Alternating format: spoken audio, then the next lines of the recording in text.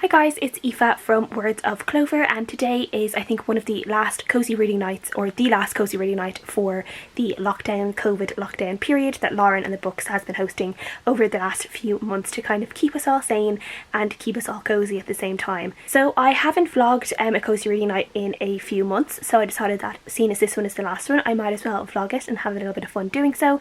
So I just wanted to come on quickly. It is 6:30, almost 6:30 now, and the cozy reading night officially starts at 7. So I wanted to just let you know what I'm going to be planning on reading. I'm actually reading only one book at the moment, and that is How We Disappeared by Jing Lee. This is a book I'm reading on my phone that I got through my library app on the phone, and I only have today and tomorrow to read it, so I really need to finish that soon. Hopefully I'll finish most of it tonight, if not all of it, and a bit of it in the morning maybe then, if I have a little bit left. But I want to try and fly through a lot of that tonight, so I don't end up having a bit unread by the time I have to give back to the library. So this is a book that is set in Singapore, and we are following a woman called Wang Di, and she lived in Singapore during the Japanese occupation during World War II, and it seems that she has a lot of kind of secrets and trauma from her time as a young woman in Singapore, and what she went through during the war, and what she went through I think at the hands of Japanese soldiers, and she's never really talked about it. And now she is an old woman, and she's kind of looking back in her life, and her husband has just passed away, and she is regretting that she never really talked to her husband about both of their experiences in the war, and she never let him talk to her about his experiences in the war, because just thinking about the war just brought up so much trauma for her that she just couldn't really deal with it.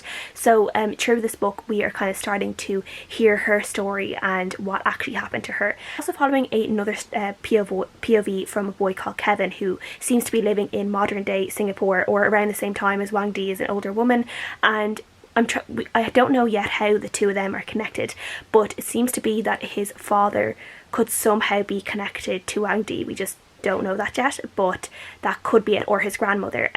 But I'm still like kind of about almost halfway through, and things haven't quite come together yet, but it's still quite interesting. I definitely prefer Wang Di's stories to Kevin's side of the story, just because he himself doesn't even really know what is going on yet, where Wang Di, obviously she has a lot to say, and I just am really eager to listen to her story and what she is saying to us. I have never known anything about the Japanese occupation of Singapore during the war. I have never even really thought about Singapore during the war, so this is something completely new to me, and it's really interesting. This was longlisted for the Women's Prize for Fiction this year, which is one of the reasons why I had it on my to be read shelf, and it was one I'd also originally planned to read in May during the Asian Readathon, but I just never got around to it, so I'm reading it now, and yeah, hopefully I am going to enjoy it. So far I am enjoying it, but yeah.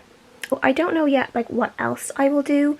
I have like podcasts to listen to and an audiobook that I haven't started yet. I think it's Heartbreak Hotel by Deborah something, but she's the author of the woman who wrote The Best Exotic Marigold Hotel, which I never even knew was a book, but I really love the movie of it. So I'm hoping this will be fun. I think it's just about a man who ends up opening this B&B or some sort of hotel in the middle of Wales, and it's kind of like crumbling, and he ends up having like a load of like weird and funny guests, and I kind of love that kind of story, where you have somewhere like that, like a B&B or a hotel, and just the weird and wonderful people that frequent it. I do love those kind of stories, so I might start that tonight if I do some colouring or something. For snacks, I have my dinner there. I made a cauliflower curry yesterday. I used a recipe from Healthy Living James, and that turned out really well, so I have leftovers of that I can eat tonight, which is always great. I love when you make a big pot of something and then you've loads of leftovers. It just makes the rest of the days a lot easier. So yeah, I am looking forward to eating that later. And then I don't know about snacks. We always have some sort of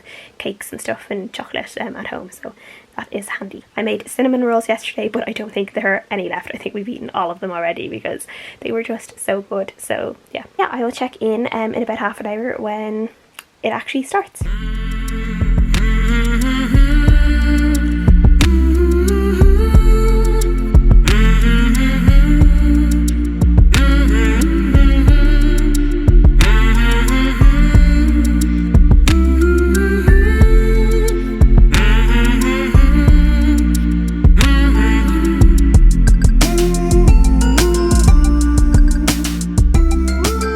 Dezzie, 7 o'clock.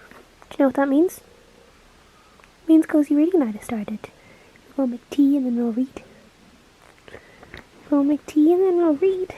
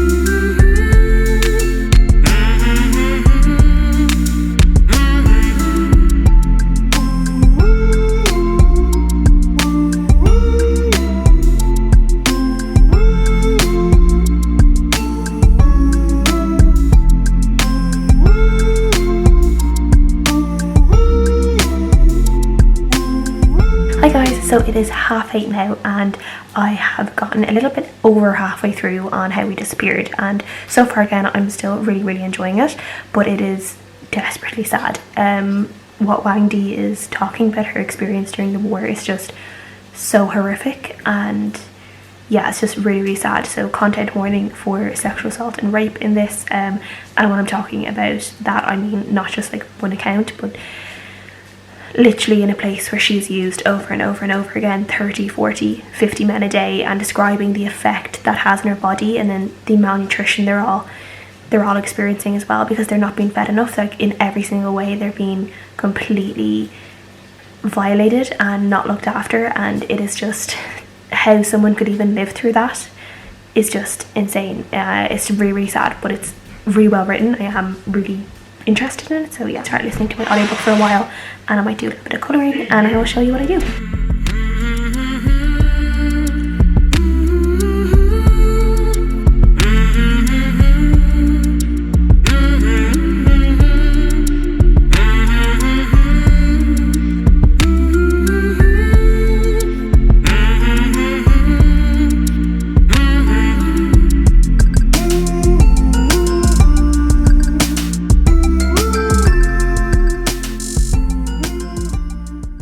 It's just after 10 now, so Cosy Reading Night is officially over. I ended up the last from 8:30 until now listening to my audiobook, which is actually, I'm not sure if I really love the writing style. Like there's some bits sometimes where the characters say something that is comedic but also makes me cringe a little bit, in terms of like it's almost a little bit inappropriate sometimes, but at the same time I'm like quite hooked onto the story and I'm enjoying the flow of it. It's just like a kind of comedic, easily enjoyable book. It's not completely very complicated, and yeah, it just seems to be like it's going to be an enjoyable listen. So yeah, it's been a while since I like listened to a good chunk of an audiobook in one time, especially during lockdown and stuff, because as I said, I haven't listened to as many audiobooks or not as often. So yeah, that was really enjoyable for me, and I'm glad I decided to do it. So I don't know what I'll do now. I'm feeling a bit tired, so I don't know if I will read a little bit more of How We Disappeared, or maybe watch something on Netflix or something. I don't know, but yeah, this is probably the end of the vlog here. I hope you guys enjoyed, and I'll see you guys in the next video. Bye!